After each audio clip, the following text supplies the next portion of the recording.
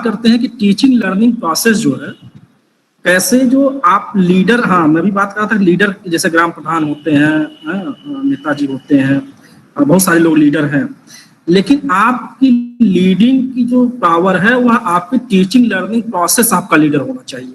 यानी जो आप पढ़ा रहे हैं तो वह जो पढ़ाने की आपकी टेक्निक है, जो गतिविधि है, वह लीडर होना चाहिए आपके बजाय। आप तो लीडर है ही हैं, लेकिन जो आप प्रोसेस है, जो आप प्रोसेस अपना रहे हैं, जो विधि है, जो आप बोल रहे हैं, वह बच्चों का लीडर होना चाहिए। यानी जो प्रोसेस है वह बच्चों का लीडर कैसे होगा, वह सभी बच्चों को ध्यान में लेकर बने, सभी बच्चों को आकर्षित करे, सभी बच्चों को सिखाए। जैसे कोई आप उदाहरण दे रहे हैं तो वह उदाहरण आपका लीडरशिप होना चाहिए। यानी आपका एग्जाम्पल भी नेता आपका हो सकता है, एक नेतृत्व कौशल आपका उदाहरण भी हो सकता है। जैसे मैं समझा रहा हूँ, जैसे हम लोग अपना मोबाइल नंबर बताते हैं लोगों को। जैसे मेरा मोबाइल नंबर है 9161342626, यह मेरी जो है, ये मेरा मोबाइल नंबर है। ठीक, कोई पूछता है कि आपका सर मोबाइल नंबर क्या है, तो मैं बताता हूँ 9161342626। एक्चुअली भी यह नंबर मुझे भी लीड कर रहा है। जैसे ही इस नंबर की बात होती है, जैसे मेरी बात होती है, जैसे संतोष सर ने मुझसे बात की, तो वह मेरा लीडर जो है वो बना, मेरा मोबाइल नंबर मेरा लीडर बना। वह आज बातचीत के माध्यम से मैं आप लोगों से बातचीत कर रहा हूं, तो कहीं ना कहीं मेरा मोबाइल नंबर भी लीडरशिप की भूमिका अदा कर रही है। तो यानी जो हमारा कंटेंट है, जो हमारा मोबाइल नंबर है, यानी जो हम पढ़ा रहे हैं, वह कैसे लीड करेगा, इसको जरा ध्यान से देखिए। मोबाइल नंबर जैसे आपने मुझसे पूछा तो मैंने बता दिया कि मेरा मोबाइल नंबर 9161342626। अब यह मैं क्यों इसको 2 अंकों में जोड़ के बताया 9161342626। मैंने क्या किया कि अपने मोबाइल नंबर को, अपने कंटेंट को, अपने विषय वस्तु को क्या किया, सरल बना दिया। मैं तो आपको यह भी बता सकता था कि मेरे मोबाइल का नंबर 9,91,04,226 है, मैं ऐसे ही बता सकता था। मैं यह भी बता सकता था कि मेरे मोबाइल का नंबर 91,035 और 4,026, इस तरह से भी है। लेकिन आप देख रहे हैं कैसे मैंने अपने मोबाइल नंबर को सरलीकृत किया। तो जो एक लीडर होता है टीचर के रूप में, वह क्या करता है, अपने कंटेंट को सरलीकृत करता है, अपने कंटेंट को ऐसे सरल बताता है ताकि वह सबके को आसानी से पहुंच सके, सबको हम बता सकें। जब हम मैसेज करते हैं व्हाट्सएप में, आपने देखा होगा, एक्चुअली हम भी उसको लीड कर रहे होते हैं, वह मैसेज भी हमारा लीड कर रहा है। हम जो है इमोजी आजकल बनाते हैं, आपने देखा होगा, हाथ जोड़ने वाला, फूल वाला। तो देखिए वो हमारी भावनाओं को कैसे लीड कर रहा है। ये लीडरशिप की क्वालिटी आपको अपने टीचिंग लर्निंग प्रोसेस में, यानी सिर्फ आप जो बोलते हैं वही लीडर नहीं है, आप जो पढ़ा रहे हैं बच्चे को, जो कंटेंट दे रहे हैं, जो टीएलएम का प्रयोग कर रहे हैं, जैसा आप दिख रहे हैं, वह सारी चीजें बच्चे को वह लीड करती हैं आपको। तो इस परिप्रेक्ष्य में इस अवधारणा को समझिए। क्योंकि मैं बिल्कुल एक नए कॉन्सेप्ट के साथ बातचीत कर रहा हूं, तो हो सकता है इसमें कुछ थोड़ी कठिनाई आ सकती है, लेकिन इसको समझने की कोशिश करिए कि कैसे लीडर का मतलब सिर्फ यही नहीं होता है कि हम जो है जो बोल रहे हैं, हम हेड टीचर हैं, हम एआरपी हैं, एसआरजी हैं, जो भी है वही हम इस लीडर नहीं। आप ऐसे मेंटर या सुपरविजन नहीं हो सकते। आप जो चीज बता रहे हैं, जो चीज समझा रहे हैं टीचर को, वह कैसे लीड कर रही है, लीड करने का तात्पर्य वह कितने टीचर को समझ में आ रही है। हो सकता है आपने इतनी कठिन बता दिया है, वो आपके 5 स्कूल में गए, 2 ही स्कूल के टीचर को समझ में आया, लेकिन आपका उद्देश्य तो यह था कि 5 स्कूल के टीचर को समझ में आ जाए। यानी आप जो बोल रहे हैं, जो बता रहे हैं, जो टेक्निक का प्रयोग कर रहे हैं, वह लीडर होना चाहिए, वह सबका लीड करे। तो मेरा जो है बताने का उद्देश्य यहाँ पे था। आगे चलते हैं, तो अभी चारों शब्द बात करेंगे। एक यहाँ दिख रहा होगा आप लोगों को, सबका साथ, सबका विकास, सबका विश्वास। हालांकि यह बहुत ही राजनीतिक पंक्ति है। अगर इसको हम थोड़ा सा उससे हटा के देखें, पार्टीगत अगर इसको हम ना देखें,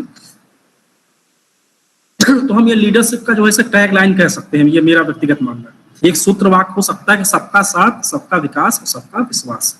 अब सबका साथ में क्या होगा, ये हाथ के पंजे आप देख रहे होंगे, रंगीन कलर में बना हुआ है। ये बता रहे हैं कि ये बच्चे विभिन्न रंग के होते हैं, यानी बच्चों का विभिन्न स्तर अलग अलग होता है, बच्चों की मानसिक स्तर अलग होता है, बच्चों का अनुभव अलग होता है। कहने का तात्पर्य हाथ के पंजे बच्चे का रूपक है और बता रहे हैं कि बच्चे एक जैसा नहीं होते हैं, हर बच्चे अलग होते हैं। यानी हर सभी बच्चों को साथ में लेकर चलना है। यानी आप जो पढ़ा रहे हैं, जो टीएलएम का प्रयोग कर रहे हैं, जो भी टीचिंग का प्रयोग कर रहे हैं, टीएलपी का प्रयोग कर रहे हैं, जो भी स्कूल में आप पॉलिसी बना रहे हैं, जो योजना बना रहे हैं, वह सारी चीजें पहले बच्चे से लेकर अंतिम बच्चे तक होनी चाहिए। यानी अगर आपके विद्यालय में 150 बच्चे हैं, तो पहला बच्चा से लेकर 150वां बच्चे तक वह उसके काम में आता है, काम में आना चाहिए। अगर सबके लिए वह योजना, वह पॉलिसी, वह टीएलपी नहीं है तो वह आप एक अच्छे लीडर नहीं है। यानी सबका साथ की बात हो गई, और सबके विकास का तात्पर्य है कि वह बच्चों का भी विकास करे, यानी बच्चों के सीखने में मदद करे। टीचर एज ए लीडर आप कैसे सबका विकास कर सकते हैं, इसमें आपको देखना है कि सबका विकास आपके टीचर 5, अगर आपके स्कूल में 5 टीचर हैं तो 5 टीचरों की आपको इंटरेस्ट देखना पड़ेगा, उनका टेस्ट किस चीज में है। हो सकता है कोई आईसीटी बहुत अच्छा चलाता हो, लैपटॉप बहुत बढ़िया चलाता हो, कोई खेल कूद बहुत अच्छा कराता हो, कोई गाना बहुत अच्छा गाता हो, कोई बहुत अच्छा ढोलक बजाता हो। तो ये एक लीडर का यही क्वालिटी होता है कि हर व्यक्ति के मतलब क्षमता को पहचाने, उसकी रुचि को पहचाने, पहचान कर उस पर काम करे, उसको वैसा ही काम दे। तो यानी सबका साथ, सबका विश्वास और सबको विश्वास। जब तक आप विश्वास में नहीं लेंगे, लीडरशिप पे मैं क्या बताऊं, ये ईडू लीडर लखनऊ की आपकी टीम है, इससे अच्छा लीडर का उदाहरण हो ही नहीं सकता। कैसे आप लोगों ने सबको जोड़ा है, तो ये सबको विश्वास में लिया है। मुझे भी विश्वास ये है कि आप अच्छा कर रहे हैं, इसलिए मैं आपसे जुड़ा हूँ। आपको भी विश्वास होगा कि सर जो है जो बता रहे हैं ठीक बता रहे हैं। ये देखिए कैसे सबके साथ, सबका विकास और सबके विश्वास की बात है। तो इस भावना से जब आप काम करेंगे तभी आप लीड कर पाएंगे। इसलिए मैंने टैगलाइन बताया। तो सबका साथ, सबका विकास, सबका विश्वास में क्या क्या चीजें शामिल होनी चाहिए। बच्चा शामिल हो, आपका स्टूडेंट, उसमें शिक्षक शामिल हो, पाठ्यक्रम, जो आप पाठ्यक्रम ले रहे हैं, जो आप चीजें डाल रहे हैं, वह चीजें सभी के लिए काम में आ रही कि नहीं काम में आ रही है। अच्छा शिक्षण यानी आप टेक्निक का प्रयोग कर रहे हैं, जो आप भाषा का प्रयोग कर रहे हैं, हो सकता है ग्रामीण अंचल के बच्चे हों, अवधी बोलते हों, अब आप अंग्रेजी में बात कर रहे हो, खड़ी बोली में बात कर रहे हैं, तो बच्चे उस चीजों को समझ नहीं पाते हैं। पूर्व अनुभव लेना है, परिवेश, वातावरण, आकलन, अवलोकन, इन सारी चीजों को लेकर सबको साथ लेना है, तभी हम बच्चों को कुछ सिखा सकते हैं और अपने टीचिंग लर्निंग प्रोसेस में बदलाव कर सकते हैं। अब आते हैं ऑब्जर्वेशन को। अच्छे तो आप लोग देख रहे होंगे।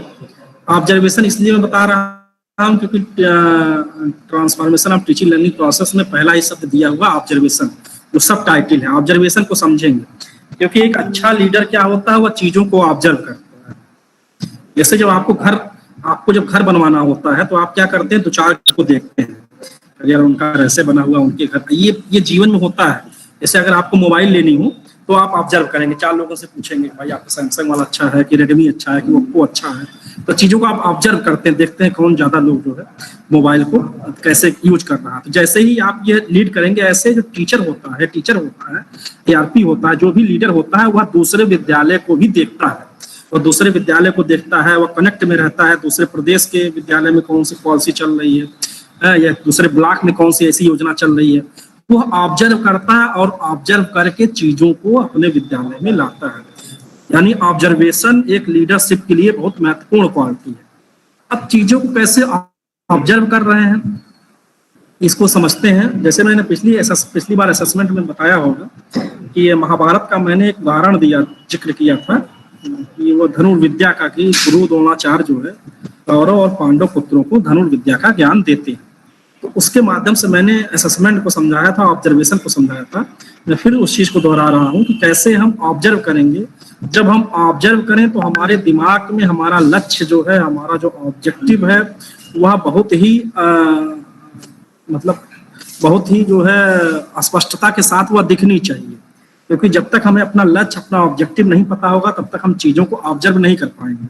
आपने देखा होगा कि जो गुरुत्वाकर्षण बल का जो खोज हुआ था, जिसमें पेड़ से जो है सेब गिरने की प्रक्रिया घटती है, उसमें आपने देखा कि पेड़ से सेब नीचे गिरा।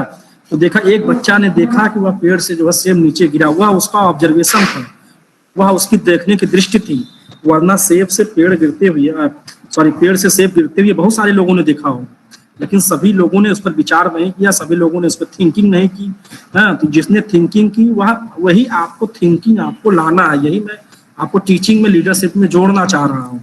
जब भी आप कोई चीज देखें, किसी विद्यालय में किसी बच्चों को देखें, तो ऑब्जर्व करें। हो सकता है आपके विद्यालय में कोई बच्चा बहुत तेज भागता हो, बहुत तेज दौड़ता हो, जब छुट्टी होती हो, जब आप खेल खिलाते हो तो बहुत तेज भाग के जाता है।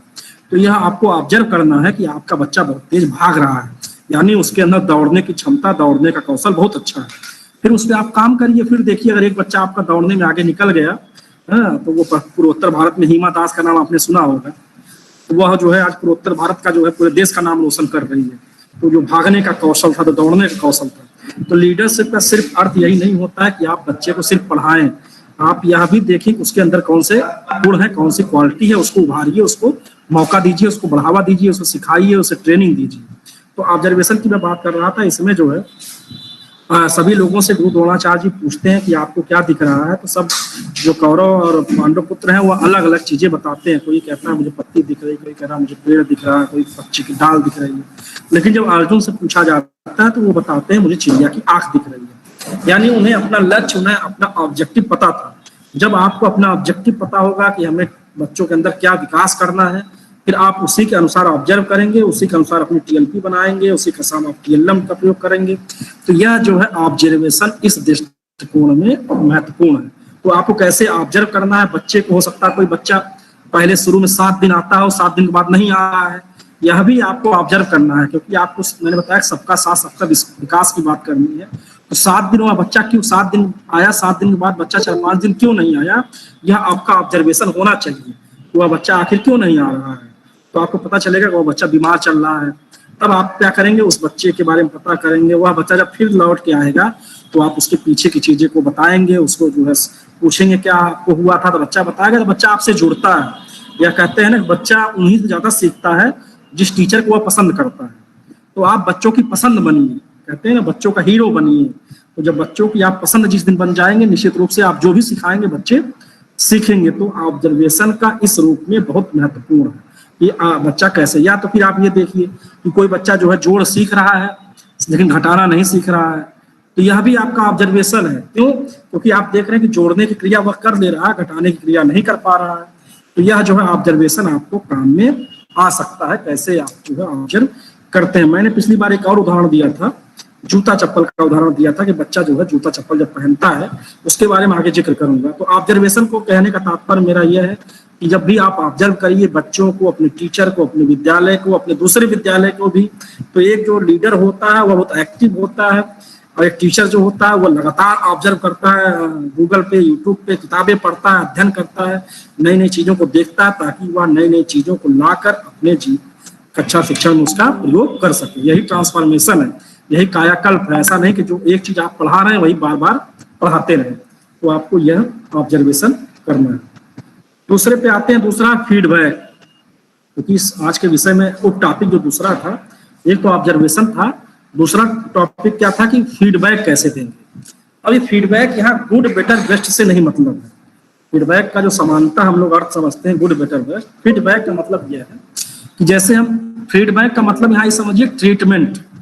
जैसे डॉक्टर क्या करता है, ट्रीटमेंट देता है। जैसे घाव लग गया, आपके चोट लग गई, तो उस पर क्या करता है, उस पर फीडबैक यानी ट्रीटमेंट करता है, उसमें मलहम लगाता है, पट्टी बांधता है, तो आप धीरे धीरे ठीक हो जाता है। जब आप टीचिंग लर्निंग प्रोसेस कर रहे हैं, आपको जानकारी हो गई कि आपका बच्चा इसी कारण वह सीख नहीं रहा है या सीखने में यहाँ दिक्कत हो रही है, तो आप क्या करते हैं, उसको ट्रीटमेंट कहते हैं। जैसे बच्चे को आप गिनती सिखाते हैं, 1 से लेकर 20 तक की गिनती आपने बच्चे को सिखाई। तो जैसे ही 1 से लेकर 20 तक की गिनती आप बच्चे को सिखाते हैं, तो सीखने के दौरान आप देखते हैं कि बहुत सारे बच्चे सीख जाते हैं। कुछ बच्चे ऐसे होते हैं जो पूरी गिनती नहीं सीख पाते हैं, वो 15 तक 18 तक ही सीख पाए हैं। तो फिर आप उनको फीडबैक देते हैं, ट्रीटमेंट देते हैं, तो वह बच्चा जो सीखना शुरू कर देता है। और एक फीडबैक पे एक और अभी इस चित्र के बारे में बात करूंगा, पहले फीडबैक को समझ लेते हैं। एक और उदाहरण समझिए। जैसे एक कभी कभी हम लोग देखते हैं जब बच्चे गिनती सीखते हैं, गिनती सीखने के दौरान होता क्या है, वह जो है 19, 29, 45, 49, 59, 69, 89 में बड़ा कंफ्यूज रहते हैं, और हम लोग भी होते आए।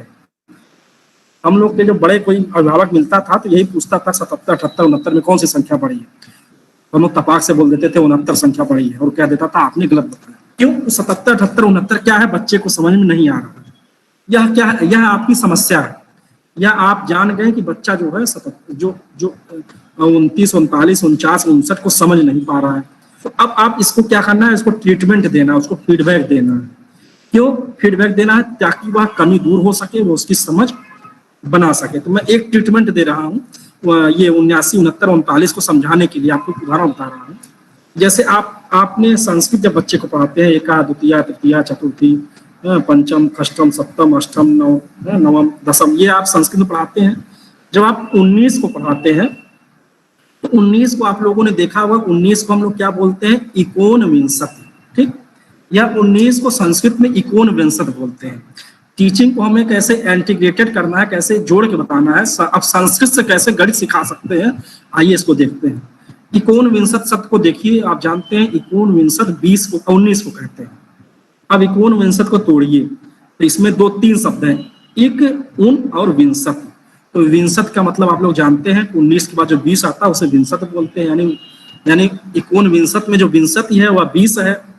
इक का मतलब आप लोग सभी जानते हैं, इक का मतलब एक होता है, और उन का मतलब कम होता है। संस्कृत के जो लोग पढ़े होंगे जानते होंगे कि उन का मतलब होता है कम। अब इसकी व्याख्या करिए, इकोन विंशत यानी एक उन मतलब कम, एक कम हो, विंशत 20 में जो एक कम हो वह 19 होता है। ये देखिए आपने ट्रीटमेंट दे दिया बच्चे को, या बच्चे को आपने समझा दिया। अब देखिए कैसे वो आगे उसका टीचिंग लर्निंग प्रोसेस में कैसे वो सीखता है।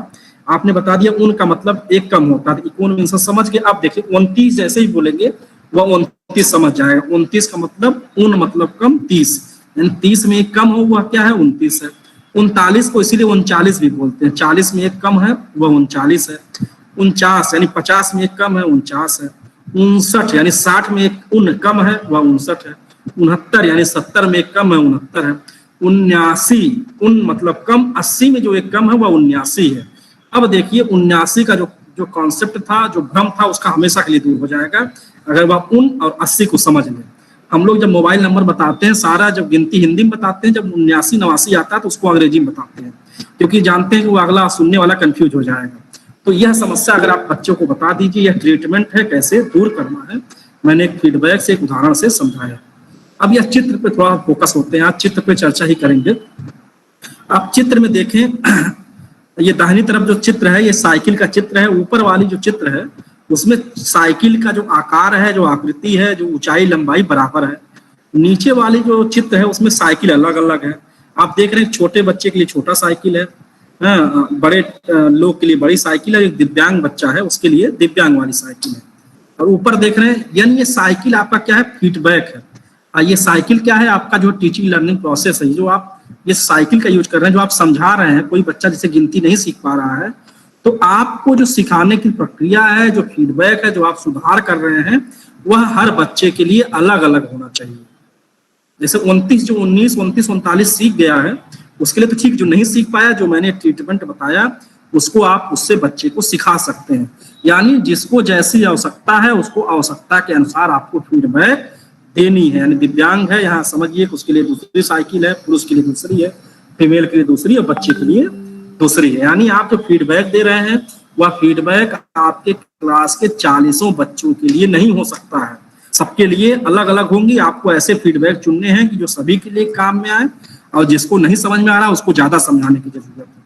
ये बाई चित्र में आते हैं। बाई चित्र में आपने देखा होगा 3 चित्र है। तो पहला चित्र देखिए, पहले चित्र में 3 बॉक्स पे 3 लोग खड़े हुए, बच्चा खड़ा है, एक बच्चा खड़ा है और एक बड़ा बच्चा खड़ा हुआ है। तो जो बॉक्स है वही आपका फीडबैक है। इसमें आपने फीडबैक सबको बराबर दिया है। तो क्या छोटा बच्चा उस पार जो खेल हो रहा है उसको देख नहीं पा रहा, क्यों? क्योंकि उसकी जैसी फीडबैक की आवश्यकता थी वैसी आपको दी नहीं। आपने सबको बराबर दे दिया, आपने कहा कि हमने तो जो है सबको बराबर बराबर दे दिया, लेकिन आपको सबको जितनी आवश्यकता थी उसको उतना दिया ही नहीं। दूसरे वाला जो बीच वाला चित्र है उसको ध्यान से देखिए, तो पहले वाले को फीडबैक की जरूरत थी नहीं, यानी पहला वाला लर्निंग आउटकम की प्राप्ति उसकी हो गई है, वह सीख गया, यानी उसको फिर समझाने की जरूरत नहीं है। दूसरे वाले को एक बॉक्स आपने दिया है, थोड़ा सा फीडबैक दिया है, ठीक है। और जो छोटा बच्चा था उसको 2 बॉक्स दिया है, यानी बड़े वाले का बॉक्स छोटे बच्चे को दे दिया। इस तरह से तीनों पर्सन जो है खेल के मैदान में देख रहे हैं, क्रिकेट को खेलते हुए देख ले रहे हैं। तो यह जो है चित्र यह बता रहा है कि फीडबैक हमें आवश्यकता अनुसार बच्चे को देनी है। ऐसे टीचर को भी आप ऐसे काम दीजिए अपने विद्यालय में। जब आप मेंटरिंग का काम कर रहे हैं तो जिस पहले ये समझिए कि उसे किस तरह की जरूरत है। ऐसा नहीं है, आपके पास ज्ञान बहुत है, इसमें कोई शक नहीं है, लेकिन आप कौन सा ज्ञान किसको देना है ये आपको पता होना चाहिए, तभी आप उस चीज को कर पाएंगे। जैसे डॉक्टर होता है, डॉक्टर क्या करता है, पहले पता करता है कि आपको जो है दर्द कहाँ हो रहा है। पेट में अगर दर्द हो रहा है तो अल्ट्रासाउंड कराएगा, सर में अगर दर्द हो रहा है तो MRI करवाएगा। जो झोला छाप डॉक्टर होते हैं उनके साथ समस्या यही होती है, पेट में दर्द हुआ तो वही पैरासीटामॉल और जो भी दवाएं आती हैं वो दे देंगी। बुखार की दवा हुआ तो जो है बुखार के लिए जो है क्रोसिन दे दिया। लेकिन जब आप जानेंगे कि इसके सर में दूसरे तरह का दर्द है, चोट लगने से दर्द है, हेडक का दर्द है, तो उसकी दवा क्या होगी, दूसरी चलेगी। ये आपको जानना बहुत जरूरी है। जैसे डॉक्टर होता है, आपको फीवर होता है, तो किसी को 100 डिग्री बुखार है, किसी को 103 है, किसी 105 है। तो जब सबको बुखार अलग अलग है, तो जब फीवर अलग अलग है तो सबकी दवा भी अलग अलग चलेगी। 105 वाले को हार्ड दवा चलेगी, 100 वाले को नॉर्मल दवा चलेगी, क्योंकि वो 98 से लगभग करीब है, उसको कम फीवर है। तो यह आपको समझना होगा, फीडबैक हमें बच्चे के अनुसार देना हो रहा है। मैं चित्र के माध्यम से आपको समझाने की कोशिश कर रहा हूँ तो कैसे आप फीडबैक को समझें। नेक्स्ट आते हैं कंटेंट। यह बड़ा रोचक है, खाने पीने का सामान भी है, इसमें कपड़ा भी है हम लोग का जो है। ये बड़ा इंटरेस्टिंग 3 चित्र आप देख रहे होंगे। कंटेंट क्या होता है? कंटेंट विषय वस्तु, जो आप चीज बच्चे को पढ़ाते हैं वही आपका कंटेंट है। यानी अब इस चित्र को अगर हम ध्यान से देखें तो इसमें हमें एक चीज समझ में आएगी। अब ये जो खाने पीने वाला चित्र है, जिसमें मुझे लग रहा है इसमें इडली है, पनीर है और डोसा वगैरह जो भी है, वो सारी चीजें। सर चित्र दिख नहीं रहा है एक्चुअली। अच्छा,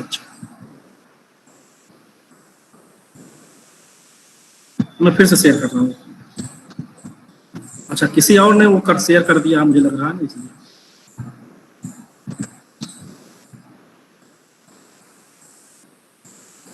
अभी बताइएगा मैम, तो मैं फिर से शेयर कर दिया हूँ।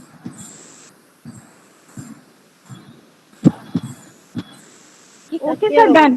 सो रहा है, दिख रहा है। Thank you. तो लॉकडाउन का समय चल रहा, तो खाने पीने पे थोड़ी पाबंदियां हैं रेस्टोरेंट की, इसीलिए इस चित्र पे थोड़ा सा जो डिस्टर्बेंस मुझे लग रहा हुआ है। तो हम ही देखते हैं कि ये चित्र है, इसमें इडली वगैरह आप देख रहे हैं। तो यह जो है आपका ये रेस्टोरेंट का क्या है? कंटेंट है। एक टीचर कंटेंट क्या होता है, इससे वो अलंकार पढ़ाता है, तो अलंकार का जो है, जो TLM का प्रयोग करता है, गतिविधि का प्रयोग करता है, जो लिख के ले जाता है, जो ब्लैक बोर्ड पे ले जाता है, वह टीचर का कंटेंट होता है। और इस होटल वाले का, रेस्टोरेंट का कंटेंट क्या है? उसका इडली डोसा ये सब कंटेंट है। तो जब आप मेनू खोलते हैं तो मेनू में वो चित्र बना होता है। यह जब आप स्टेशन को देखें, स्टेशन पे अगर बड़े बड़े स्टेशन पे जाइए, बड़े बड़े रेस्टोरेंट में जाइए, तो देखिए समोसे वमोसे का जो चित्र होता है इतना जीवंत होता है, मतलब छोटे बच्चे देखकर उसे खाने के लिए ललायित हो जाते हैं। वो इतना अच्छा, आप कभी देखिए जो है, जो छोला भटूरा का जो चित्र होता है, कभी देखिए स्टेशन पे, जो बड़े बड़े स्टेशन है, रेस्टोरेंट है, इतना बढ़िया सुंदर बनाते हैं एकदम HD फॉर्म में, कि लगता है कि एकदम सच में वैसे ही। ऐसे जब गुब्बारे का कोई चीज सीन होता है, पिक्चर होता है, कोई फूल होता है, तो वह देखिए कैसे अपने कंटेंट को कैसे प्रदर्शित कर रहे हैं, कैसे सामने प्रस्तुत कर रहे हैं कि खाने वाला एक बार ललचा जाए। हाँ, तो वो कहने का तात्पर्य है कि आप कंटेंट को ऐसे प्रस्तुत करिए कि बच्चा सीखने के लिए आतुर हो जाए, सीखने के लिए भाग के आए कि मैडम सर मुझे यही चीज सिखाइए। दूसरा जो कंटेंट है, कपड़े की दुकान है, ये शोरूम है। अब देखिए ये कॉन्सेप्ट जो नया आया हुआ है, ये अब धीरे धीरे सब लोग शोरूम खोल रहे हैं। आपने 4 व्हीलर का शोरूम देखा होगा, आपने 2 व्हीलर का शोरूम देखा होगा। ये शोरूम का कॉन्सेप्ट क्यों सामने आया? इसके पीछे कारण है। इसके पीछे कारण ये है कि हम जो बेचना चाह रहे हैं, हम जो बच्चों को समझाना चाह रहे हैं, वह खुले रूप में होना चाहिए, वह जो है दिखना चाहिए, तभी बच्चे, आपके अंदर ज्ञान बहुत है, मानना हो कि आप अलंकार के पंडित हैं, आप अलंकार के ज्ञानी हैं, बहुत सारी चीजें जानते हैं, आपने काम मम्मट को पढ़ा है, डंडी को पढ़ा है, काव्यशास्त्र पढ़ा है, आप बहुत चीज जानते हैं। ऐसे आपके पास कपड़े की दुकान है और स्टोर रूम में बहुत सारे अच्छे अच्छे कपड़े, स्वेटर, टी-शर्ट रखे हैं, लेकिन जब तक वह प्रदर्शित नहीं होगा, जब तक वह दिखेगा नहीं, लोग खरीदेंगे नहीं। वैसे ही जब तक आप अपने ज्ञान को सरल करके सामने नहीं प्रस्तुत करेंगे TLM के द्वारा, चित्र के द्वारा, तब तक वह बच्चे सीखेंगे नहीं, भले आपके पास ज्ञान बहुत हो। तो यह चित्र आप देख रहे होंगे कि कैसे इसमें जो है अगर आप अपने अनुसार आप लेंगे, बच्चा भी अपने अनुसार सीखेगा। जब आप अपने बच्चे के साथ दुकान में जाते हैं तो बच्चे की साइज, बच्चे की लंबाई, बच्चे की मोटाई के अनुसार आप उसमें से कपड़ा को चुनते हैं। यानी आप अपनी आवश्यकता अनुसार अपनी रेट भी लगा होता है सब पे, रेट 1600 का, 1300 का, 1200 का। यानी हम लोग कई बार कपड़ा लेते हैं, कपड़ा पसंद होता है लेकिन हमारे बजट में नहीं होता तो हम लोग नहीं लेते हैं। तो ऐसे बच्चे होते हैं, बच्चे भी जो है अपनी क्षमता के अनुसार, अपने अनुभव के अनुसार, अपने परिवेश के अनुसार, अपने सीखने की गति कौशल के अनुसार चीजों को सीखते हैं, कंटेंट को लेते हैं। आप जो पढ़ा रहे हैं तो वह जो है धीरे धीरे चीजों को अपने अनुसार लेते हैं। ऐसे हम भी जब मॉल में जाते हैं तो कपड़े को अपने क्षमता के अनुसार लेते हैं कि हमारी लंबाई कितनी है, मोटाई कितनी है, चौड़ाई कितनी है, तो उस हिसाब से हम कपड़े को चुनते हैं।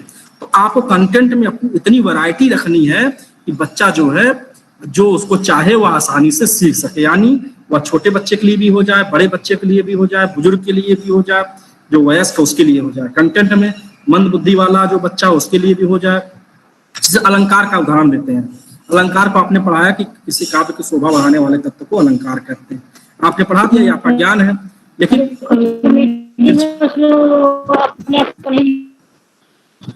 चला गया क्या? नहीं सर, ओके है, you may continue. Okay, thank you. तो हमने देखा कि हम अलंकार को जब पढ़ाते हैं तो पढ़ाते हैं काव्य की शोभा बढ़ाने वाले कारक को अलंकार कहते हैं। यह देखिए आपका ज्ञान है, ये आपने बता दिया, लेकिन हो सकता है कुछ बच्चे ना समझे हों, तो फिर अपने कंटेंट में थोड़ा बदलाव करिए, आप ऐसे सिखाइए उसे। देखिए जब आप मेला देखने जाते हो तो नया कपड़ा पहनते हो, जब आप शादी में जाते हो तो नया कपड़ा पहनते हो, हाँ, जब आप शादी विवाह में जाते हो, मेला देखने, कहीं रिश्तेदार के यहाँ जाते हो, मामा के यहाँ जाते हो, बाजार जाते हो, तो नया कपड़ा क्यों पहनते हो? तो कहेंगे कि अच्छा लगे, ताकि हम अच्छे लगने के लिए। अच्छा, दीवार को आप कलर क्यों करते हो, घर की रंगाई क्यों होती है दीपावली के बाद जो है, तो बच्चे बताएंगे ताकि हमारा घर अच्छा लगे। तो जब अच्छा लगने का मतलब ही क्या होता है? अलंकार, वही अलंकार है जो जिसका प्रयोग से चीजें की शोभा बढ़ जाए, अच्छा लगने लगे, वह अलंकार है। फिर आप इसको अलंकार को कनेक्ट कर सकते हैं, आप जोड़ सकते हैं कि कैसे अपने विषय को, यानी आपको कंटेंट को आपको ऐसे सरलीकृत करना है। जैसे मैं कंटेंट को आपको उदाहरण के द्वारा समझा रहा हूँ। नेक्स्ट आते हैं, नेक्स्ट देखते हैं। ये तीसरा जो है एक शैम्पू का उदाहरण हो सकता है, या इसे आप कह लीजिए आजकल देखिए अगर सैनिटाइजर आज से दो, जी एक्सक्यूज मी जी सर, स्क्रीन नहीं कर रही है। अच्छा, मैं फिर से मैं कर रहा हूँ, एक्चुअली में कोई शेयर कर दे रहा होगा ना, कोई दूसरा शेयर कर। Richa Singh is presenting. Ma'am आप कट करिए, इसीलिए नहीं हो पा रहा है।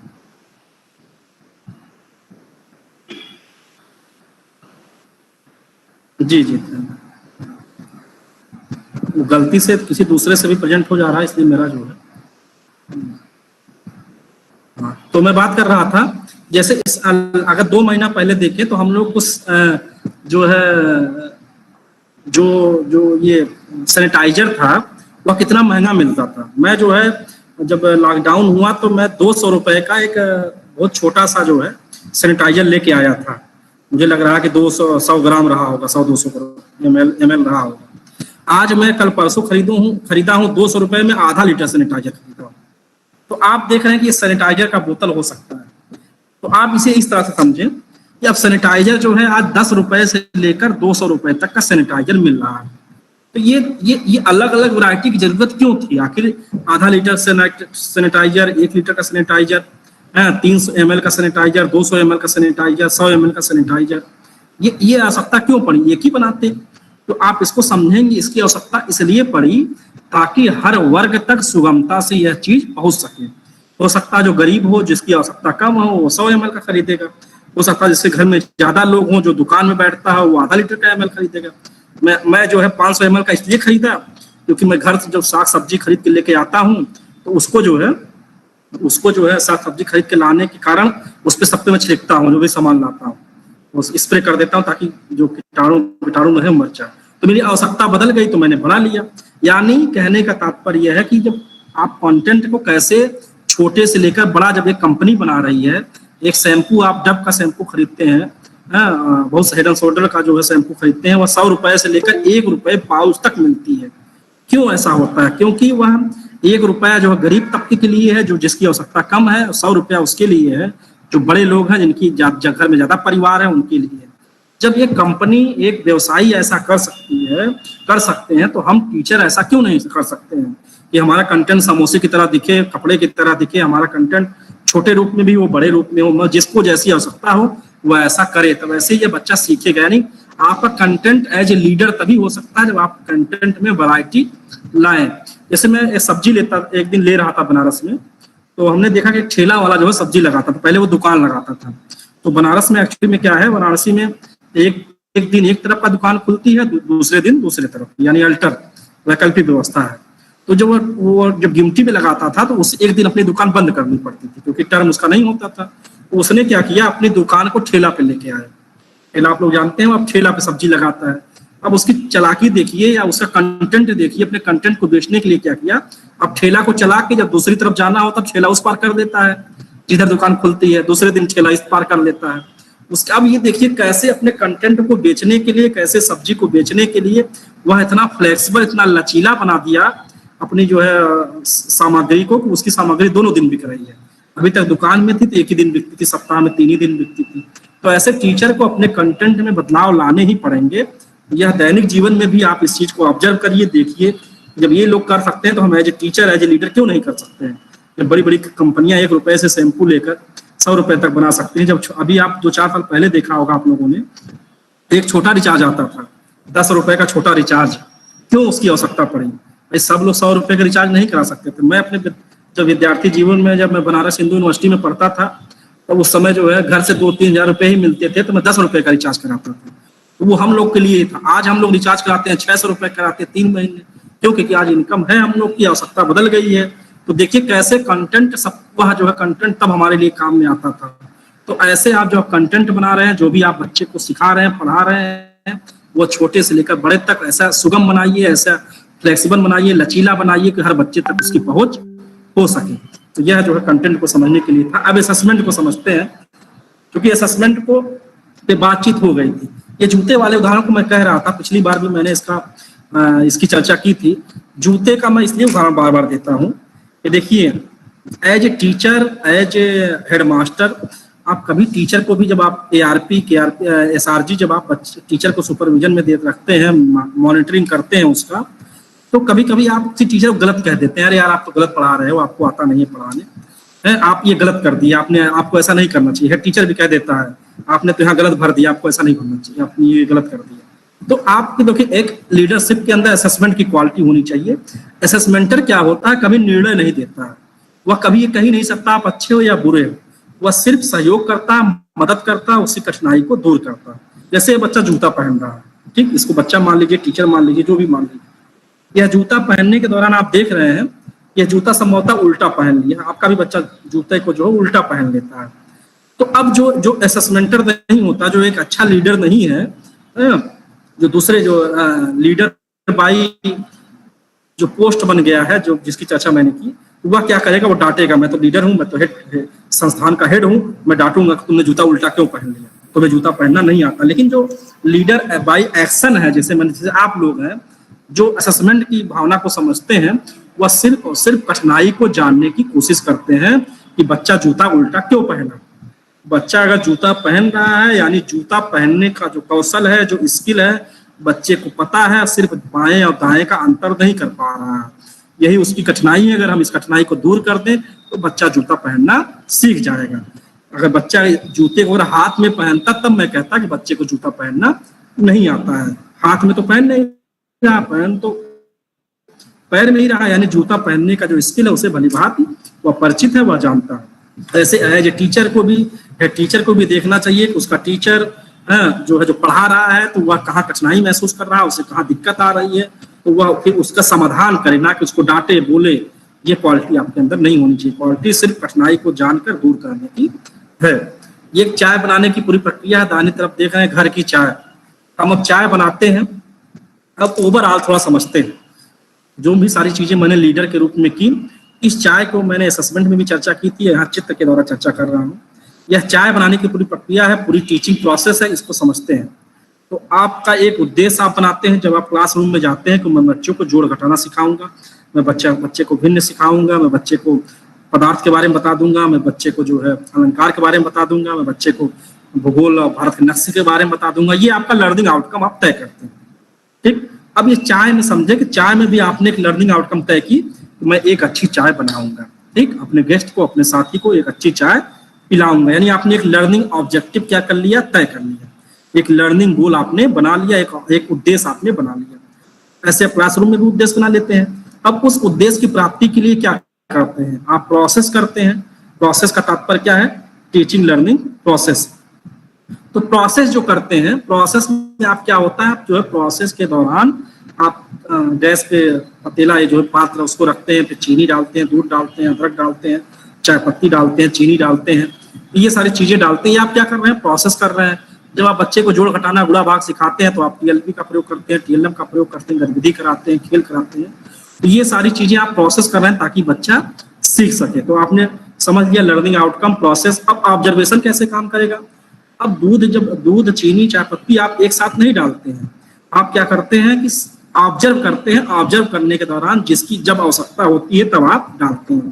जैसे पानी खौलने लगा तो आप चीनी डाल दिए, दूध डाल दिए, चाय पत्ती डाल दिए, तो एक क्रम पे एक समय अंतराल के बाद आप चीजों को डालते हैं, यानी आप चीजों को ऑब्जर्व करते हैं। ऑब्जर्व करने के बाद फिर क्या करते हैं, आपकी चाय बन के तैयार हो गई। तो चाय बन के तैयार हो जाती है तो फिर एक घूंट आप चाय को पीते हैं। क्यों पीते हैं एक घूंट चाय?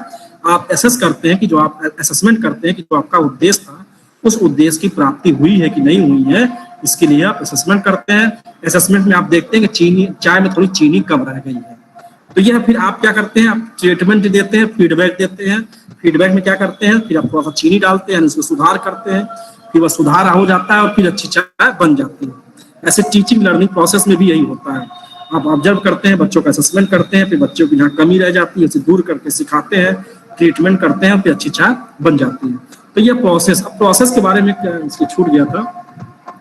ये चित्र आप देख रहे हैं, प्रोसेस कैसा होना चाहिए। प्रोसेस को समझने के लिए बहुत जरूरी है कि जो आप टीएलएम का प्रयोग कर रहे हैं, जो टीचिंग लर्निंग का प्रयोग कर रहे हैं, जो गतिविधि का प्रयोग कर रहे हैं, जो कंटेंट का प्रयोग कर रहे हैं, वह सबके लिए हो, सबका साथ, सबका विकास की भावना उसमें हो। जैसे ये रैंप आप देख रहे हैं, आपके विद्यालय में रैंप लगा होता है, ठीक। अब यह रैंप क्या है, यह रैंप क्या करता है, एक साधन के रूप में है कि जो दिव्यांग लोग हैं उनको जो है नीचे से उस पार पहुंचा सके या ऊपर से नीचे आ सके। अब आप अपने विद्यालय में मोटे अक्षरों में लिखवा भी देते हैं दिव्यांगों के लिए। अब ये बताइए, क्या ये जो रैंप है क्या यह दिव्यांगों के लिए ही काम में आता है? तो हम बताएंगे नहीं, इस पे बुजुर्ग भी चढ़ जाते हैं। जब चुनाव होता है, इलेक्शन का समय आता है, तो इस पे इलेक्शन के समय जो है जो बुजुर्ग लोग हैं उस पर भी वोट देने जाते हैं। किसी का पैर टूट गया है तब भी वह उससे जाता है। गांव के प्रधान जब साइकिल से या मोटरसाइकिल से गेहूं चावल भिजवाते हैं तब भी इसी से बाइक आप चढ़ा के लेके चले जाते हैं। इवन आप स्वयं जो है स्कूटी जब लेके जाते हैं तो इससे भी ऊपर आप विद्यालय के, अब बरसात हो रही है तो स्कूटी आप ऊपर खड़ा कर देते हैं। तो आप देख रहे हैं जो आपका प्रोसेस है, जो आपका रैंप है, सिर्फ वह दिव्यांगों के लिए भले ही बनाया है लेकिन वह सभी के लिए काम में आ रहा है, यानी मल्टीपर्पज है। ऐसे जब आप प्रोसेस को जो अपनाइए वह मल्टीपर्पज होना चाहिए, बहुउद्देशीय होना चाहिए। वह कमजोर, तेज, मंद बुद्धि, गांव वाले बच्चे, शहर वाले बच्चे, लड़का लड़की जो भी है, सबके समझ में वह चीज आनी चाहिए। यानी आपका प्रोसेस ऐसा हो, इस रैंप की तरह हो, उसका उपयोग ज्यादा से ज्यादा लोग कर सकें।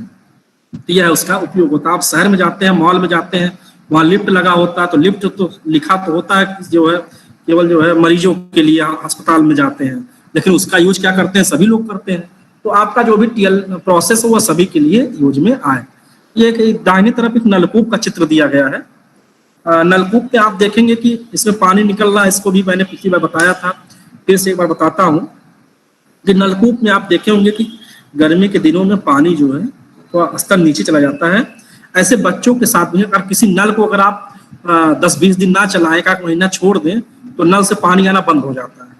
तो ऐसे बच्चों को अगर कुछ दिन आप छोड़ दें, कुछ दिन ना पढ़ाएं, कुछ दिन टच में अगर आपके बच्चा नहीं रहता है तो वह सीखना बंद कर देता है, यानी वो चीजों को समझ नहीं पाता है। अब करते क्या है, जब नहीं सीख पाता है तो हम अपने प्रोसेस को कैसे बदलते हैं, अपने टीचिंग लर्निंग प्रोसेस में कैसे ट्रांसफॉर्मेशन करते हैं, कैसे उसका कायाकल्प करते हैं, वह इस नलकूप के माध्यम से समझ सकते हैं। जब यह नलकूप पानी नहीं देता तो आप नलकूप के हैंडपंप को तेजी से चलाते हैं तो पानी आ जाता है, नहीं आता है फिर दूसरा क्या करते हैं, ये नलकूप का एक तरफ जो है मुंह बंद कर देते हैं, दूसरी तरफ से जो है हैंडपंप को तेजी से चलाते हैं, तो कभी कभी पानी आ जाता, नहीं आता तो फिर तीसरा प्रोसेस क्या करते हैं, हैंडपंप में थोड़ी सी एक बाल्टी पानी आप लाके उसमें डालते हैं। क्यों डालते हैं ऐसा, ताकि पानी अंदर आ जाए। तो आप देख रहे हैं कि नलकूप से पानी बाहर निकालने के लिए आप कैसे अपने प्रोसेस में बदलाव कर रहे हैं। ऐसा तो है नहीं कि एक बार पानी नहीं आया आपने नलकूप को छोड़ दिया, छोड़ो बेकार है। आपने आप प्रोसेस करते गए, आप प्रयास करते रहे और नलकूप से पानी बाहर निकल आए। ऐसे बच्चों के साथ है, हम लोग कह देते हैं कि बच्चा जड़ बुद्धि का है, बच्चा मंद बुद्धि का है, बच्चा गधा है, सीख ही नहीं सकता।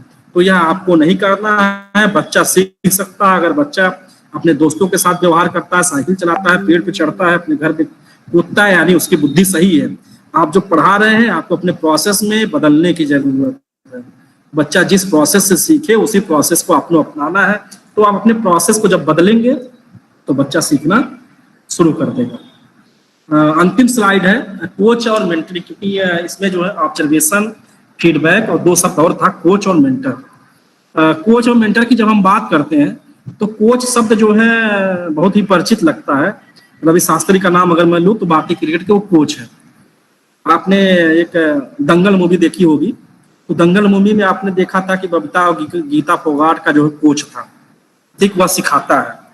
तो कोच का मतलब यही होता है कि वो सपोर्ट करता है, मोटिवेट करता है, हाँ, उसके स्किल को बढ़ाता है।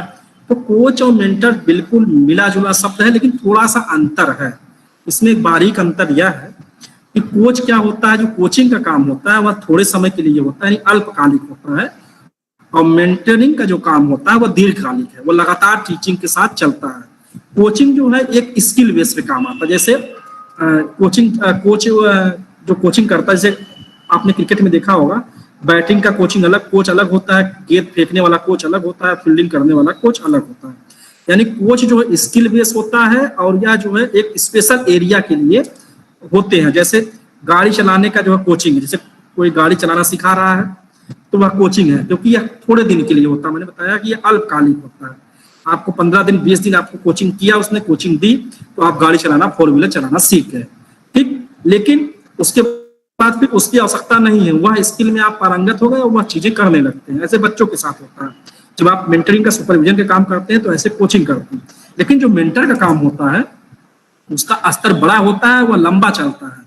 गाड़ी चलाने वाले उदाहरण से समझते हैं कि जो मेंटर का काम होगा वह गाड़ी चलाने का सिर्फ ड्राइवरिंग का काम ही नहीं सिखाएगा, वह यह भी सिखाएगा अगर गाड़ी पंचर हो जाए तो कैसे टायर बदलते हैं, वह यह भी सिखाएगा। वह भी ये भी सिखाएगा गाड़ी का जो 4 व्हीलर का आगे का जो बोनट होता है वह कैसे उठता है, वह भी यह भी सिखाएगा। वह निरंतर चलता रहता है। यानी मेंटरिंग का काम लर्निंग के साथ, असेसमेंट के साथ, ऑब्जर्वेशन के साथ मिला हुआ है। यह एक निरंतर चलने वाली प्रक्रिया है। यानी आप मेंटरिंग करते रहते हैं, बच्चा सीखता रहता है, आप मेंटरिंग करते रहते हैं, अध्यापक सीखता रहता है। अगर आप ARP हैं, SRG हैं, तो यह मेंटर का काम जो है थोड़ा सा कॉन्सेप्ट क्या है, बड़ा है। कोचिंग का काम, कोच का काम क्या होता है, छोटा होता है। और क्या होता है, एक अच्छा लीडरशिप क्या होता है, वह चीजों का एनालिसिस कैसे करता है, यानी जो डेटा है, डेटा को कैसे देखता है, किसी चीज को डेटा के रूप में देखना। कैसे डेटा के रूप में देखना, जैसे आपने बच्चे को संधि पढ़ा दी, ठीक, तो बच्चे को आप एसेस किए, तो असेसमेंट किए, तो उसमें रिजल्ट आया। आपने देखा कि संधि का जो है 30% बच्चे जो है उदाहरण भी दे पा रहे हैं और व्याख्या भी कर दे रहे हैं, उसके ऊपर परिभाषा भी बता रहे हैं। 5-10% बच्चे ऐसे हैं जो है केवल व्याख्या बता पा रहे हैं, यानी परिभाषा बता पा रहे हैं, उदाहरण नहीं बता पा रहे हैं। तो ये आप डेटा का एनालिसिस कर रहे हैं। आपने अलंकार पढ़ाया, अलंकार में आपने देखा शब्द अलंकार सभी बच्चे बता लिए। अर्थालंकार की जब बात आई तो 90% बच्चे अर्थालंकार को नहीं बता पाए, केवल 10% बच्चे बता पाए। तो यह क्या है, डेटा है। इस डेटा से आप एनालिसिस करते हैं कि यानी बच्चे को अर्थालंकार समझ में नहीं आया। ऐसे सरकार भी एनालिसिस करती है, हर व्यक्ति एनालिसिस करता है। जैसे अभी कोरोना का समय चल रहा है, तो जब लॉकडाउन था तो मैं अक्सर जब बाहर निकलता था तो मैं रोड पे खड़ा होकर गिनता था कि कितने लोग मास्क पहन रहे हैं। तो मैं अक्सर देखता था मैंने आज 50 लोगों को देखा, 50 लोगों में 30 लोगों ने मास्क लगाया हुआ था। यानी 50 लोग, मैं 30 कह रहा हूँ, यानी 60% लोग मास्क लगा के रोड पे चल रहे हैं। तो आप डेटा का एनालिसिस कर रहे हैं। मैं अक्सर अपनी पत्नी से कहा करता था, यार लोग मास्क लगाते हैं लेकिन फॉर्मेलिटी के लिए, उसमें आधा जो है किसी की नाक दिख रही है, किसी का मुंह टेढ़ा मेढ़ा, मतलब वो डर की वजह से लगा रहे हैं कि पुलिस और अधिकारी कोई रोके ना। कुछ उसमें एनालिसिस आता है 10% लोग जो है मास्क नहीं लगा रहे हैं। तो इससे क्या होता है, एक समझ बनती है कि 20% अगर मास्क नहीं लगा रहे हैं तो हमें जागरूकता की जरूरत है, हमें लोगों को सचेत करने की जरूरत है, लोगों को समझाने की जरूरत है। तो ये सारी चीजें क्या हुई, डेटा एनालिसिस में कैसे काम करता है। तो एक जो लीडर होता है वह क्या करता है, चीजों को एनालिसिस करता है कि उसको स्कूल में कितने बच्चे आ रहे हैं, कौन से महीने बच्चे आ रहे हैं, कौन सा बच्चा किस दिन नहीं आ रहा है, कितने दिन नहीं आ रहा है, कौन बच्चा आ रहा था क्यों नहीं आ रहा, कोई टीचर कुछ चीज पढ़ा रहा है, किस चीज में पढ़ाने का मन नहीं लग रहा है। तो एक लीडर को यह सारी चीजें देखनी होंगी, ऑब्जर्व करनी होंगी, असेसमेंट करनी होंगी, और कंटेंट को, प्रोसेस को, फीडबैक को समझना पड़ेगा, तब जो है वह एक अच्छा लीडर बन सकता है। तो मेरा आज का जो फोकस था कि लीडर का मतलब सिर्फ आप ये मत समझिए कि हेड टीचर या नेता या प्रोग्राम प्रधान ही लीडर होता है। लीडर आपकी टीचिंग लर्निंग प्रोसेस भी हो सकती है, वह सबको साथ ले सकती है। जो आपका लीडर जो है, आपका कंटेंट हो रहा है, जो पढ़ा रहे हैं वो सबको समझ में आ रहा है, आपका प्रोसेस भी आपका लीडरशिप हो सकता है। यानी ये सारी चीजें, इसको feedback as a leadership, observation as a leadership, content as a leadership, process as a leadership, assessment as a leadership. इस दृष्टि से आप लीडरशिप को देखिए। तो मुझे लगता है कि कुछ जो है समझ बनेगी, वरना तो बहुत सारी चीजें लीडरशिप के बारे में नेट पर, किताब में, यूट्यूब पे भरी पड़ी है, वो आपको समझ में तुरंत आ जाती है, लेकिन वो आपके जीवन में काम नहीं आती है। तो मेरी कोशिश थी कि मैं आपको जो है कुछ व्यवहारिक चीजों से जोड़ते हुए आपकी एक समझ बना सकूं। तो थैंक यू, बहुत ध्यान से आप लोगों ने सुना। तो जो भी सुझाव हैं आप सभी के साथ जी, थैंक यू जी। संतोष सर, मैंने अपनी बात कह दी है। जी सर, जी सर, बहुत बहुत धन्यवाद आदरणीय सर। और आपकी बातों को हम लोग बहुत ध्यानपूर्वक सुने। थोड़ी हल्की सी मेरी व्यस्तता भी रही, लेकिन मैं एकदम ध्यान से आपकी बातों को सर सुन रहा था। ये और सौभाग्य है सर कि आपको पुनः हम लोग सुने, और हमारे साथ साथ जो हमारे नए शिक्षक साथी भी हैं वो भी सुने। नो डाउट कि उनको भी बहुत अच्छा लगा होगा।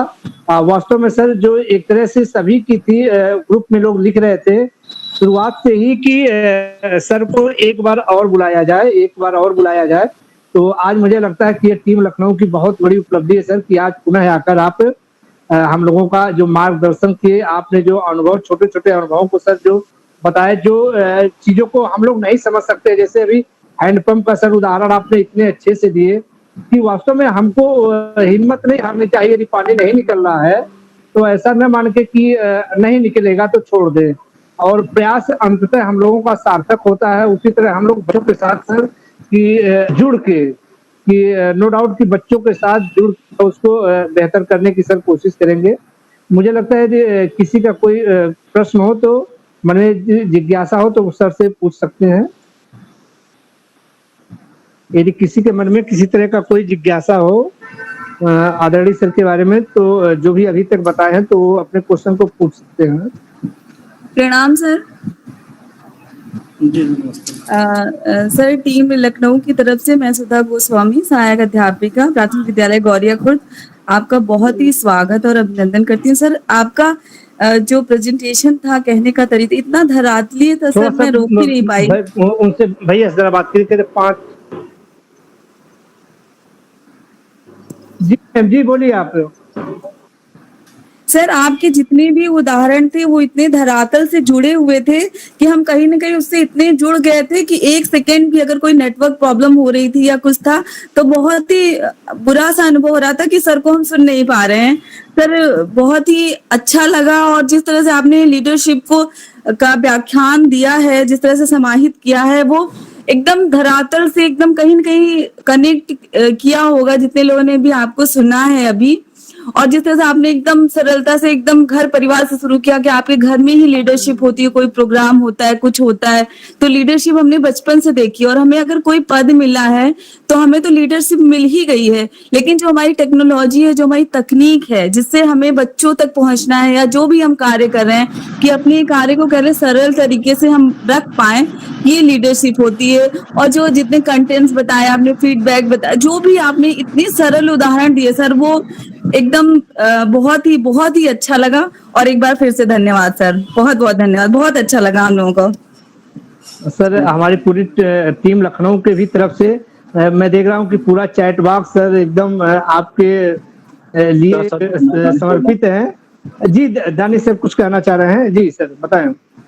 नमस्कार सर जी, जैसा कि आप अभी बता रहे थे, हम लोगों को जानकारी दे रहे थे कि बच्चे, जैसे आपने एग्जाम्पल भी दिया, खेल में रुचि रखते हैं और वो आगे चल के बहुत अच्छे सफल खिलाड़ी बनते हैं। इसमें ये जानना मैं चाहूँगा कि उनके जो विषय आधारित जो है उनका ज्ञान है, उनको भी ध्यान में रखते हुए उनको उनकी रुचि के अनुसार और किस प्रकार आगे बढ़ाया जा सकता है। Thank you. हेलो जी जी सर, क्या मैं समझ नहीं पाया। हेलो दानिश सर, एक बार पुनः अपने क्वेश्चन को आप पूछिए। दानिश सर। हाँ सर, ये जानना चाह रहे थे कि जैसे आपने बताया हम लोगों को कि कुछ ऐसे भी बच्चे होते हैं जो खेल में बहुत अच्छी रुचि रखते हैं और वो आगे चल के सफल खिलाड़ी भी बन सकते हैं। ऐसे समय में जो बच्चा विषय में कमजोर होता है और खेल में रुचि रखता है, तो उनको दोनों चीजों को साथ लेके हम और अच्छे बेहतर तौर पर कैसे ले सकते हैं? जी ये बहुत अच्छा देखिए प्रश्न है। और क्योंकि सर एक चीज मैं कहना चाहूंगा कि मेरे यहाँ एक बच्चा था उसका नाम अर्जुन था सर। और जी। मैंने ये अनुभव किया कि वो पढ़ाई में उतना रुचि नहीं लेता था, किंतु जब वो उसको खेल में आगे किया तो वो हमारे यहाँ गोसाईगंज से जीता भी था और फिर डिस्ट्रिक्ट लेवल पे सर खेला था। जब उसने 4 मेडल अपने गले में टांग लिए तो वो फिर धीरे धीरे गांव में देखा लोगों ने और फिर धीरे धीरे पढ़ने में सर अच्छा हो। तो जी, सर इस पे देखिए आपका जी, मार्गदर्शन चाहेंगे। बिल्कुल बिल्कुल। देखिए एक्चुअली में होता क्या है कि जो एक प्रोत्साहन होता है वह बड़ा महत्वपूर्ण होता है। एक्चुअली में जब हम बच्चे को पढ़ाते हैं तो बच्चे बहुत बार ऐसा ऐसा होता है, हमारे जीवन में भी होता है। जैसे आप ये ईडू लीडर का काम जो कर रहे हैं, शुरुआत में कोई कहते हैं अरे यार ये आप क्या कर रहे हैं, जो है कैसा चला रहा है, हम समझ में नहीं आ रहा लोगों का। तो फिर आप जब दूसरा कार्यक्रम चलाएंगे तो फिर क्या होगा कि आप जैसे रुचि जो है उसमें जो है थोड़ी सी कम हो जाती है। यही जैसे आपने असेसमेंट का कार्यशाला आप लोगों ने कराई वेबिनार, तो असेसमेंट की कार्यशाला कराने के बाद जो फीडबैक मिला अच्छा, तो फिर आपको अपनी क्षमता का पता चला, अरे मैं तो ये कार्यशाला बहुत अच्छी करा सकता हूँ, ये क्षमता आपके अंदर थी, लेकिन इसका भान दूसरे लोगों ने कराया। क्यों कराया? अरे सर ने तो बहुत अच्छा वेबिनार कराया, बहुत अच्छे एक्सपर्ट आए थे, बहुत अच्छा जो आयोजन किया, बहुत अच्छा चला। यानी आपकी क्षमता को दूसरे लोगों ने कहा और आपने पहचानना शुरू कर दिया। ऐसा हमारे जीवन में भी होता है, हम बहुत सारी चीजें जानते हैं, लेकिन जब ये होता है कि कोई कह दे आप तो बड़ा, जैसे हम बहुत अच्छा कपड़ा पहने हुए हैं तो हमको उतना अच्छा एहसास नहीं होता। जैसे 3 बार कोई कहते यार बड़े अच्छे लग रहे हो, बड़े स्मार्ट लग रहे हो, फिर चौथी बार से आपको क्या होगा, आपको अपने आप जो है ये लगेगा खरी वास्तव में तो बड़ा अच्छा लग रहा हूँ, आज ये शर्ट मुझे अच्छी लग रही है। ऐसे बच्चों के साथ भी होता है। एक्चुअली में बच्चे जब कुछ चीज सीख नहीं पाते हैं, कुछ उसमें रुचि उनकी धीरे धीरे कम होती जाती है, और टीचर भी क्या करते हैं, उनको जो है थोड़ा सा एक तरह से थोड़ा सा बायकॉट करते हैं। जो बच्चे तेजी से सीखते हैं स्वभाव होता है, उन्हीं को उठाते हैं, उन्हीं की तरफ एक्सप्रेशन करते हैं, तो वह बच्चा धीरे धीरे क्या होता है, कटता चला जाता है। एक तो यह है कि आपको सभी बच्चों को देखना है, सभी बच्चों पे को प्रभावित करना है, और सभी बच्चे के साथ कंटेंट कनेक्टिविटी जो है रखनी है सभी बच्चों के साथ। दूसरी, ये बच्चों के अंदर ये भावना लाइए कि अगर हो सकता है बहुत अच्छे आप तेज ना हो सकता है कि आप बहुत अच्छा गाना गाते हो, तो गाना जैसे गाने का जो कौशल है वह संभवतः 15 अगस्त 26 जनवरी या 1-2 कार्यक्रम में ही होता है। तो बच्चे को साल भर में 2 ही बार प्रोत्साहन मिलता है, वह गाना गाता कहते बहुत अच्छा गाया। तो आप गाना गाने का जो कौशल है उसको आप भी नियमित प्रतिदिन कराते रहिए। नियमित का मतलब समय, सप्ताह में 2 दिन 3 दिन। तो जब आप उसको अवसर देते रहेंगे, ऐसे आयोजन करते रहेंगे, तो वह बच्चे को भी लगेगा कि मैं भी जो है अपने आप में कुछ हूँ, मेरे अंदर भी क्वालिटी है। मैं जो दौड़ने वाला, जैसे आप क्रिकेट वाला कह रहे थे, कि मेरे अंदर भी यह कौशल या क्षमता है कि मैं भी यह कर सकता हूँ, और मेरा भी अपना एक महत्व है। जैसे जो बच्चा बहुत तेज है क्लास में, मॉनिटर है, वह भी महत्व है, मैं भी अपने मॉनिटर हूँ, मैं भी लीडर हूँ खेलने में, गाना गाने में। तो फिर वह धीरे धीरे क्या होगा, उस बच्चे के अंदर वह भावना विकसित होगी। यानी हमें यह समावेशी जो है माहौल बनाना है कि खेलने वाला भी अगर नंबर 1 है तब भी वह नंबर है, अगर पढ़ने में नंबर है वह भी नंबर 1 है। अगर कोई मदर टेरेसा का आप नाम सुन लीजिए, मदर टेरेसा भी नंबर 1 है। क्यों? उनके अंदर अफेक्टिव मोमेंट्स था, उनके अंदर सहयोग करने की भावना थी, मदद करने की, यानी वह भी हमारे लिए प्रेरणा स्रोत है। साइकोमोटर्स में सचिन तेंदुलकर, विराट कोहली, हिमा दास, यह भी हमारे लिए प्रेरणा स्रोत है। और कॉग्निटिव डोमेन्स में अब्दुल कलाम भी हमारे लिए जो है प्रेरणा स्रोत है।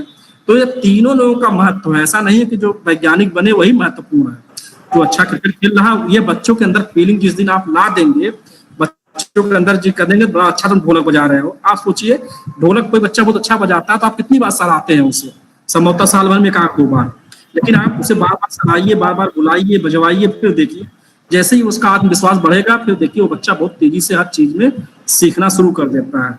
आत्मविश्वास ही बड़ा महत्वपूर्ण होता है। हम जब कोई कार्यक्रम शुरू करते हैं तो हम सोचते हैं कि डायरेक्टर साहब, बीएससी साहब क्या सोचेंगे। जैसे जो है प्रोत्साहन, भले इमोजी का ही अंगूठा ही आ जाए व्हाट्सएप पे, आप देखिए उससे कितना आह्लादित होते हैं और उस कार्यक्रम को बढ़ चढ़ के करते हैं। वही शरीर है, वही मस्तिष्क है, वही काम तेजी से करने लगता है।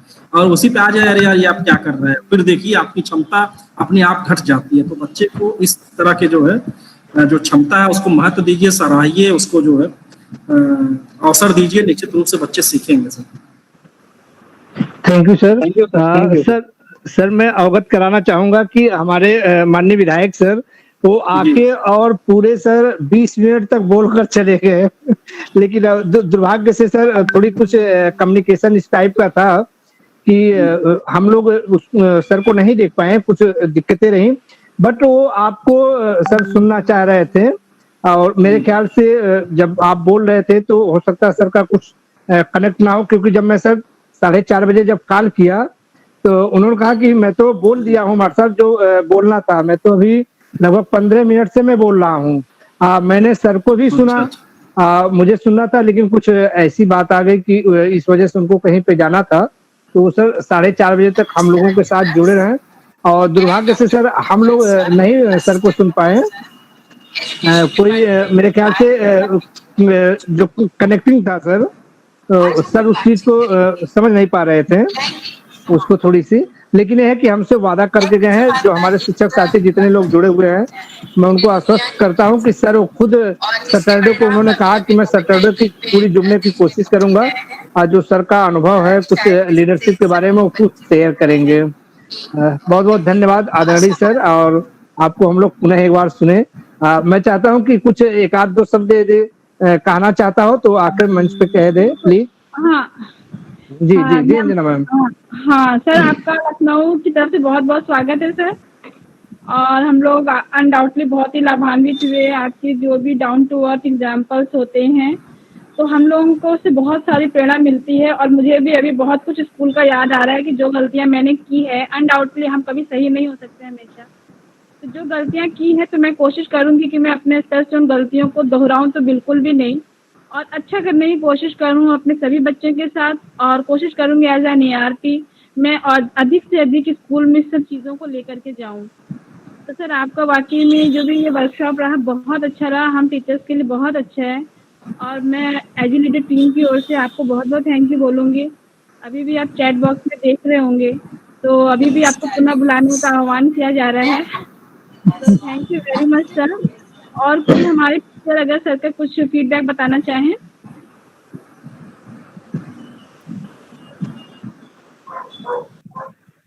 नमस्कार सर। जी अनुपमा मैम, सुरभि मैम, जी जी अनुपमा मैम, जी नमस्कार सर। आप उदाहरण से भरे हुए इन वक्तव्यों को सुनकर मैंने आपके उदाहरण भी लिख लिए, और उदाहरण से पढ़ाना सर बहुत अच्छा है सर, क्योंकि सही बात है, अगर चाय का उदाहरण रखिए तो बहुत सारी चीजें निकल कर आती है और बड़ी आसानी से आप हर चीज को बता सकते हैं। असेसमेंट जैसे एक इतना बड़ा और इतना डिफिकल्ट और कॉम्प्लेक्स विषय आपने इसे चाय के माध्यम से इतना अच्छे से बताया है सर, ये बहुत बढ़िया है। इसको हम भी दोहराएंगे सर, जब भी हमें MCQ या कुछ भी बनवाना होगा हम बिल्कुल इस बात को दोहरा के सर करेंगे।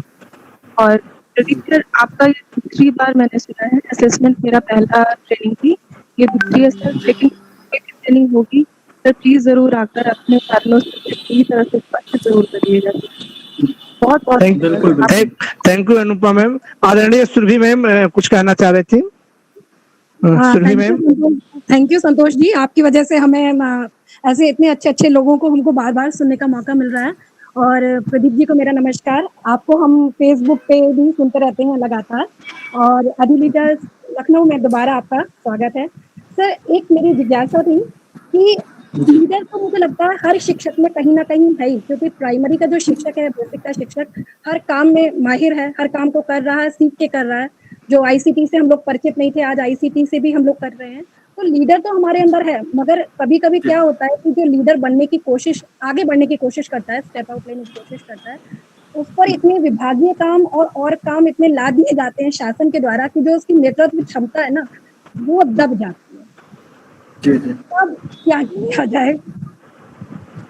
देखिए मैम, बहुत सही कहा आपने, लेकिन मेरा मानना है कि जो विपरीत परिस्थितियों में जो लड़ता है वही नेता होता है, लीडर वही है। जब तक परिस्थितियां विपरीत ना हो तब तक जो है लीडरशिप का, उसके लीडर का कोई मतलब है नहीं। परिस्थितियां जो है व्यक्ति का निर्माण करती हैं। आज समझिए, अगर कोरोना का यह समय नहीं होता तो क्या आज हम लोग लाइव बातचीत, तो आज हम लोग की उम्र 30-35 साल हो गई, क्या हम कभी लाइव जो है इस तरह कार्यक्रम में कभी हम लोगों ने जाना? आज लाइव जो है बहुत सारे लोग PPT बनाना सीख रहे हैं, वीडियो रिकॉर्ड कर रहे हैं, लाइव बोल रहे हैं। मैं अपने व्यक्तिगत 3 महीनों में इतनी व्यस्तता में शायद अपनी स्टूडेंट लाइफ में भी मेरी व्यस्तता इतनी नहीं थी। 3 जगह बोलना, वीडियो बनाना, पीपीटी बनाना, ये सारी चीजें, तो ये जो है कठिन दौर है, बहुत सारा काम है समझ लीजिए। लेकिन उसी दौरान जो है समय निकालना, उसी को मैनेज करना, यही लीडरशिप है। आज मैनेज करके समय को देखकर आपके बीच हूँ, आपको सुन रहा हूँ, आप मुझे सुन रहे हैं, ये सारी चीजें चलती रहेंगी। और परिस्थितियां देखिए, हमेशा परिस्थितियां जो है आप समझिए, एक उदाहरण समझिए, रामायण आप सभी लोगों ने देखी होगी। तो रामायण में जो है भगवान राम जब तक अयोध्या में रहते हैं तब तक राम जी का बहुत विशेष महत्व नहीं, और राजा ही रहते हैं। जब उनकी ट्रांसफर जो है जंगल में हो जाती है 14 वर्ष के लिए, जैसे आप लोग का भी ट्रांसफर एकल विद्यालय और गांव से मतलब शहर से दूर हो जाता है, तो फिर वो परिस्थितियां ही आपको प्रेरित करती हैं कि आपको कुछ अच्छा करना है। तो भगवान राम मर्यादा पुरुषोत्तम बने तो सिर्फ इसी वजह से, क्योंकि उन्होंने जंगल में वो काम किया, जंगल में उन्होंने संघर्ष किया, वहां दोस्ती बनाई, लड़ाई लड़ी। तो यह जो व्यक्तित्व उनका निकल के आया, वह सिर्फ और सिर्फ जो है उस जंगल की वजह से, उस विपरीत परिस्थिति की वजह से। तो उसको स्वीकार करिए, विपरीत परिस्थितियों के साथ लड़ना ही व्यक्तित्व है। वरना आपको मैं बताऊं कि अभी आपने सुशांत सिंह राजपूत का जो है अभी सुसाइड का केस सुना होगा। हालांकि सबके अपने अलग अलग राय हो सकते हैं, विचार हो सकते हैं, उसके सामने निश्चित रूप से विपरीत परिस्थितियां रही होंगी। तो विपरीत परिस्थितियों की कारण हो सकता है, ऐसा नहीं है हर आदमी के अंदर टेंशन है, लेकिन विपरीत परिस्थितियों के अंदर आप कितनी क्षमता है, कितनी सामना करने की आपके जो है कौशल है, वही आपको जिंदा रखता है। अगर आपको मैं एक कमरे में एसी लगा दूं, कूलर लगा दूं, 24 घंटा कहूं किसी में रहिए आप, तो आप जिंदगी नहीं जी पाएंगे। आप महसूस करिए कि आप कोरोना के समय में जब लॉकडाउन हो गया था तो आप लोग अपने घरों में गए थे, कि अरे काश बाहर घूमने को मिलता, स्कूल जाने को मिलता। तो आप ये मत सोचिए कि सुख सुविधा में जीवन है, सुख सुविधा में जीवन है ही नहीं है। जीवन तो संघर्ष में है, परिश्रम में है, कठिनता में है, व्यस्तता में है। जो आपकी व्यस्तता है वही आपका जीवन है, उसी में मजा आता है। मैं तो मेरा व्यक्तिगत मानना है, तो आप इसको एज ए चैलेंज स्वीकार करिए। जी मैम। जी सर, मैं थोड़ा सा अवगत कराना चाहूंगा आपको कि आदरणीय सुरभि मैम के ही विद्यालय में स्कूटर इंडिया में एक मैम है जो कि सर व्हील चेयर से आती हैं, और ऐसे विषम परिस्थिति में भी आज स्कूटर इंडिया सर विद्यालय जहाँ पे आदरणीय सुरभि मैम जी हैं, बहुत अच्छा लखनऊ का जाना माना विद्यालय है, बहुत अच्छा है। और हमारे बीच में सर डॉक्टर विभा निगम मैम जी हैं, जो सर वो भी लगातार असेसमेंट में रही और इसमें भी हैं, वो भी सर बहुत ही विषम परिस्थिति और इतना अच्छा अपने विद्यालय को किए हैं। जबकि आदरणीय विभा मैम जी को तो मैं सर एकदम व्यक्तिगत तौर पे जानता हूं कि उनको एक आदमी की सहारा चाहिए सर चलने के लिए, पकड़ने के लिए, लेकिन फिर भी वो स्वयं चलने की कोशिश करती हैं। लेकिन सर आप जब उनके बच्चों से मिलेंगे तो आपको लगेगा ही नहीं कि एक बार जब देखेंगे तो लगेगा ही नहीं कि अरे वाह, मतलब ऐसे भी बच्चे को इन्होंने इस रूप में निखारा है। तो मुझे लगता है सर ये लीडरशिप का सबसे बड़ा है। जो भी आदरणीय सुरभि मैम का मैं पूरा स्टाफ को मैं खुद नमन करता हूँ, आदरणीय विभा मैम जी को मैं निगम करता हूँ, उनको भी सादर प्रणाम करता हूँ कि ऐसे विषम भी अपने विद्यालयों को सर बहुत बेहतर किए हैं। सुरभि मैम, मैं क्या राइट हूँ? सुरभि मैम जी बिल्कुल आपने सही कहा, बिल्कुल ठीक कहा सर। अनीता मेरे स्कूल में अभी 3 या 4 साल उसको कंप्लीट हो रहे हैं, और उस जैसी हिम्मत मैंने वाकई में नहीं देखी है। टोटली वो लड़की उस पे ही बैठती है और वो हमसे ज्यादा बेहतर काम करती है, हमसे ज्यादा उसका काम एकदम जैसे कहते हैं ना पॉलिश्ड वे में रहता है। तो उससे हमें वाकई में सीखने को मिलता है। और इसमें मैं नाम जरूर लूंगी अपनी हेड मैम का, जिन्होंने रिसेंटली अभी 1 साल हो गया तो उन्होंने चार्ज लिया है। अच्छे से एक जो धागा होता है ना मोती को बांध के रखता है। तो हम 8 टीचर्स हैं फिलहाल, तो 8 टीचर्स को कैसे कहाँ कोऑर्डिनेट और कैसे मोटिवेट करना है, she is good in it.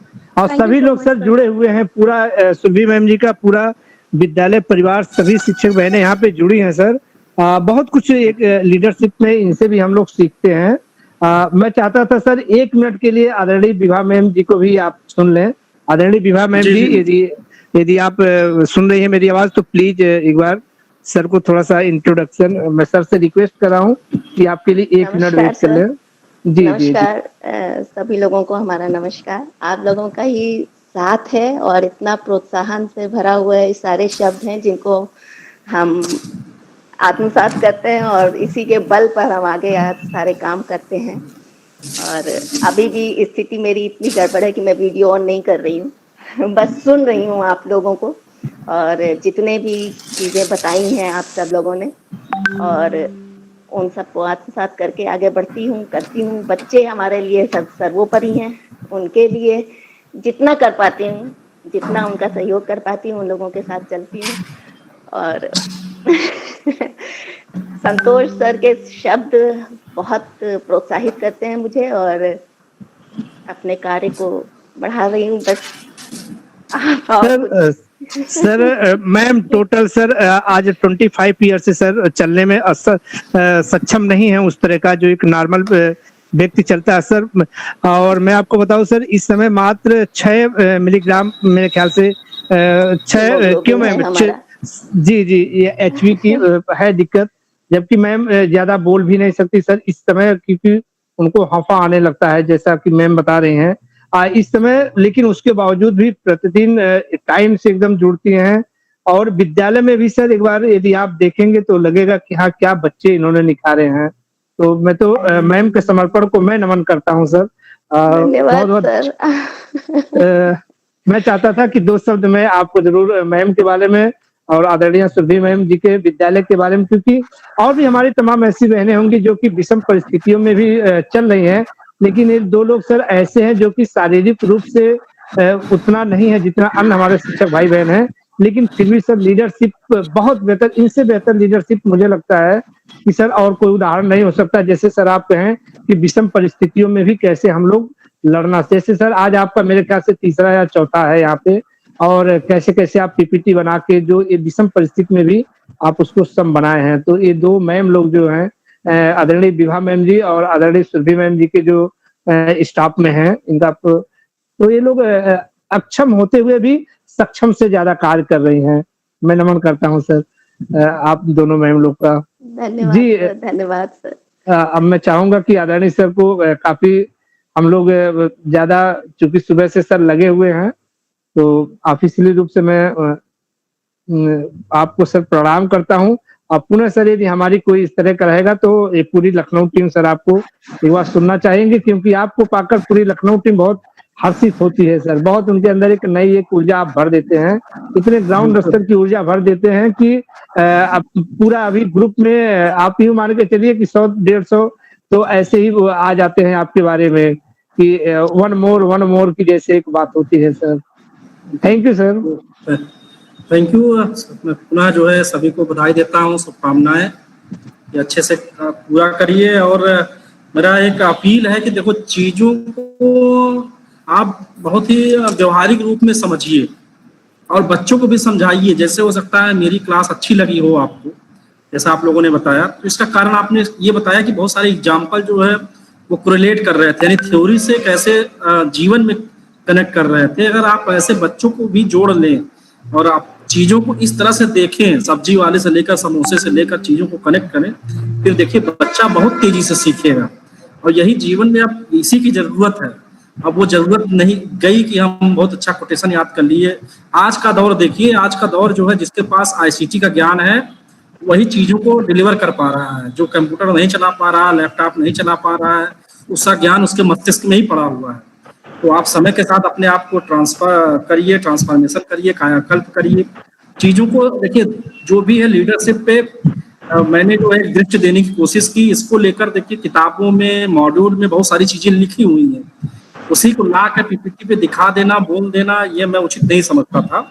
इसलिए मेरी कोशिश थी कि मैं जो है कुछ जमीनी चीज लेके चलूँ आपके बीच, तो एक दिमाग में, मस्तिष्क में वो चीज बन जाए तो वो फिर हमेशा काम में आती है। तो आप भी ऐसे ही क्लासरूम में जाइए, इसी अपेक्षा और अनुरोध के साथ सभी को नमस्कार। सभी थैंक यू सर। सभी सर सादर प्रणाम आपको मेरा। Thank you sir. Thank you. Thank you.